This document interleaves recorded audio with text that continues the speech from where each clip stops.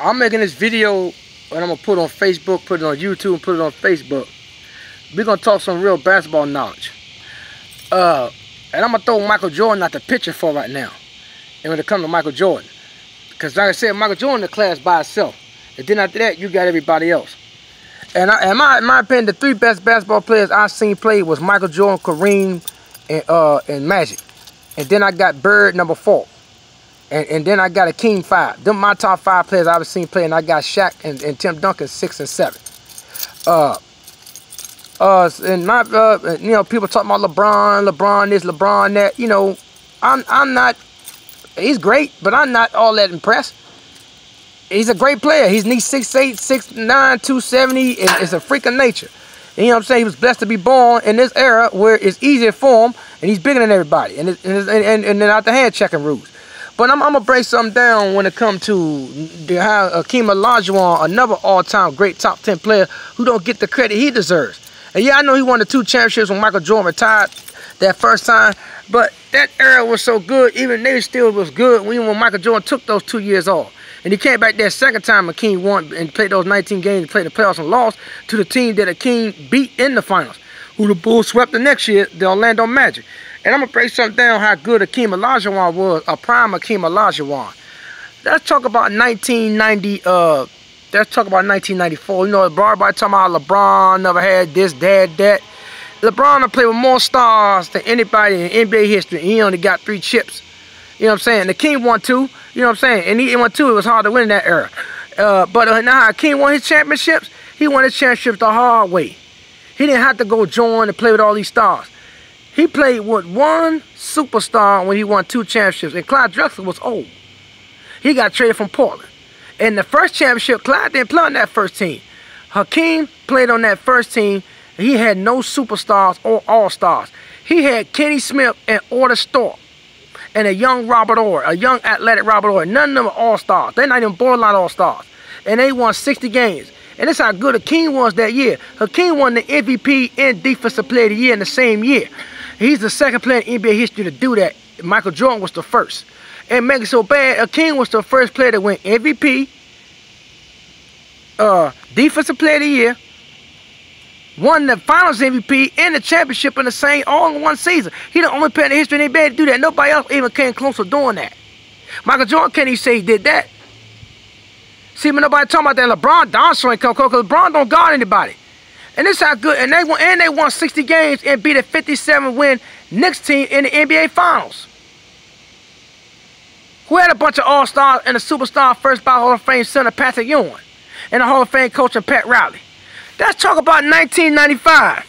I'm going to break something down, but you know, the media always hype LeBron up because the media are like fake preachers who leave us flock astray.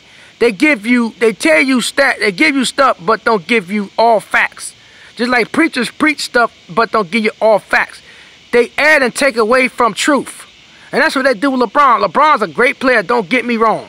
But LeBron got a lot of flaws and things in his legacy that the media don't talk about. And they always beat around the narrative, just like preachers beat around the Bible when it comes to the word.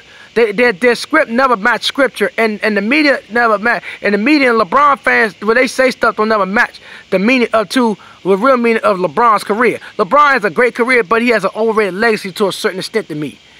How many Hall of Famers have LeBron beaten 16 years to win a championship? His 3 championships. He beat 3. He beat Tim Duncan, a 37-year-old Tim Duncan. He beat Steph Curry, and he beat a young Kevin Durant, a young inexperienced Kevin Durant. And he beat an injury-prone Steph Curry. Let's talk about Hakeem Olajuwon when he won that second championship, when they was a 40-something win team, a 6 seed, and was down every series. Back then the first round was best of 5 instead of best of 7. They was down 2-1 against the 60-win Utah team who had a Hall of Fame coach, a 2-time former league MVP, and a first ballot top 3, top 4 point guard all time. And the second all-time leading scorer, Karl Malone. He was down 2-1 against them, come back, beat them 3-2. They were a 60-win team. Second round, they played a 59-win Phoenix Suns team, who had a former league MVP 2 years before, Charles Barkley, who had 3 All-Stars on that team. Kevin Johnson, Dan Marley, Charles Barkley. And also Kevin Johnson and Charles Barkley, first ballot Hall of Famers. So that's 4 Hall of Famers he beat in the first 2 rounds, and 2 former league MVPs right there in the first round he beat. And the 59 and the 60 win team he beat in the first round. And I ain't go to the conference finals yet. I'm about to get that in a minute. Sean Elliott, David Robinson, Dennis Rodman. That's 3 more All-Stars right there. So he beat 7 All-Stars in 3 rounds in the playoffs. And David Robinson is another former league MVP. That's 3 already in 1 year. And guess what? He was the league MVP that year. That same season. And they was a 62-win team. They had the best record in the league. Rodman, David Robinson, Karl Malone, John Stockton, Kevin Johnson. That's 5 Hall of Famers. 3 former league MVPs.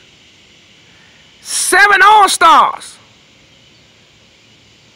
2 60-win teams. And a 59-win team he beat in 3 rounds. In the first 3 rounds. And they came back down 3-1 to beat that 59-win Phoenix team. Now let's go to the NBA Finals. A 57-win Orlando Magic team.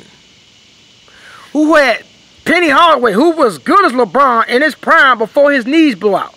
Who would have been good as anybody in the Days League, if not the best player in the Days League in his prime before the injuries. Penny was that darn good. Penny, people forgot how good Penny was. He was 6'9". Had a nice post-up game, something LeBron ain't got. Can pass, can rebound, and shoot. And can slash. He would have been the 2nd best point guard behind Magic Johnson if he'd not retired. I mean, not messed up his knees. That's 8 All-Stars right there. And Shaquille O'Neal, another former league MVP and a Hall of Famer. So he beat 6 Hall of Famers. He beat 6 Hall of Famers.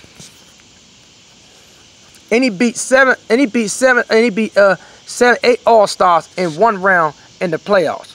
In one season in the playoffs. And they was a 57-win team.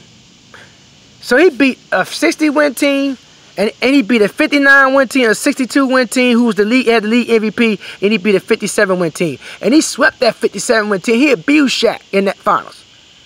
Abused him. He abused 2 of the top 5 centers in the history of basketball in back-to-back rounds in the freaking playoffs that year. Well, out going to a 7-game. But nobody talk about that. What brings me to the final point. It's like when the preachers preach, you're supposed to preach 3 points. But if I had 4 or 5 more mini points. That brings me to the final point. He beat more MVPs in that finals. He beat more MVPs in that playoffs that year alone in 1995 than LeBron beat in his 16 years in his career. He beat a young prime Shaquille O'Neal. He beat a prime David Robinson. He beat a prime Charles Barkley. He beat a prime Karl Malone. He beat them four former league MVPs. He beat Penny Hardaway. He beat Kevin Johnson. He beat John Stockton. He beat Karl Malone. He beat Dennis Rodman. He beat David Robinson. He beat Shaquille O'Neal. He beat Penny Hardaway. Them 8, and he beat Dan Marley. Them 8, 9 All-Stars, them perennial All-Stars right there he beat in that one playoffs in 1995. And beat a 57-win team, a 62-win team, and a 59-win team, and a 60-win team in that playoffs. And they won 40-something games. And he only had 1 superstar on that team, and he had an old Clyde Drexler when he did it. And then the year before, when he won the MVP, Defensive Player of the Year, the MVP of the finals, and the championship, he did that with a 60. He won 60 games and did that. He won 60 games that year and did that without a superstar and an All-Star. He had Order Stork and has Robert Orr, a young athletic Robert Orr and Kenny Smith. Neither one of them may never come close to making an All-Star game. So y'all want to talk about LeBron? It's how these cats won their championships back then. They had to go run and play joint teams and take the easy way out. No, Hakeem didn't do it. See, nobody want to talk about that. How good this dude was. Like I say, they're my top 5 players. LeBron top 10 to me, and I don't care. He gonna have all stats. He don't even retire. Heck, he done played more games than everybody. And then consider coming out of high school, and then he played the most game 7s in NBA Finals history, in playoff historay. LeBron had played the more games. The people around, the more games you play, the more course your stats gonna look better than what it really is. And people realize Hakeem is top. Hakeem is 11 in scoring, and Hakeem is also top 3. He also is top 3 in top 3 in block shots of all time.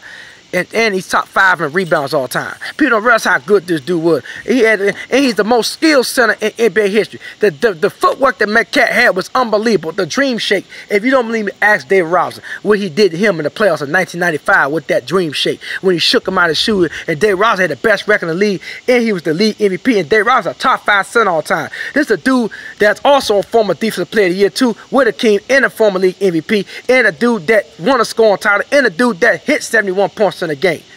So I say that's a difference set them away from LeBron. LeBron run from competition. He don't guard people's best players or take the task of guard people's best players. Hakeem them do. Hakeem went against David Robinson. He went against Patrick Ewing. He went against Karl Malone. He went against Charles Barkley. He went against all them dudes. Matter of fact, 2 years in a row, he guarded. He abused 3 of the best centers in NBA history in the same playoffs. He abused Patrick Ewing, it was a top 5 center all time, and he abused David Robinson. I mean, and he abused Shaquille O'Neal, and he abused Shaquille O'Neal, David Robinson, and Shaquille O'Neal, and Patrick Ewing back-to-back NBA Finals to win the championship. That's greatness right there, and he guarded them, and he guarded them, and he guarded them. He guarded them. And y'all keep saying LeBron play 5 positions. No, he don't. To play 5 positions, you gotta play 1. You gotta guard 1. To order guard 5 positions, you gotta guard 1. He doesn't guard 1. And I ask LeBron fans this: who have you ever seen LeBron guard? They get quiet when I say that. But see, I'm not exposed. He's a great player, top 10 player all time. But he got some stains in his legacy. And if Hakeem would have played in this era without the centers and the hand checks, they would have dominated. They would have dominated. These guys more athletic, they shoot better threes now, and it's more spacing because they can, and you got bigs that can shoot. But back then, the players were more skilled back then. These players are more athletic. They shoot better, and it's easy for them to score because they can't play defense now. And Keenan was doing that when people get clothesline, hand checking, all kinds of stuff. Feel me? So if you want, people need to learn and know the history of basketball and stop going by the media. The media is like fake preachers to me. They lead their flock astray, and they lead LeBron fans astray, and if these fake fans don't know the history of basketball. Holla.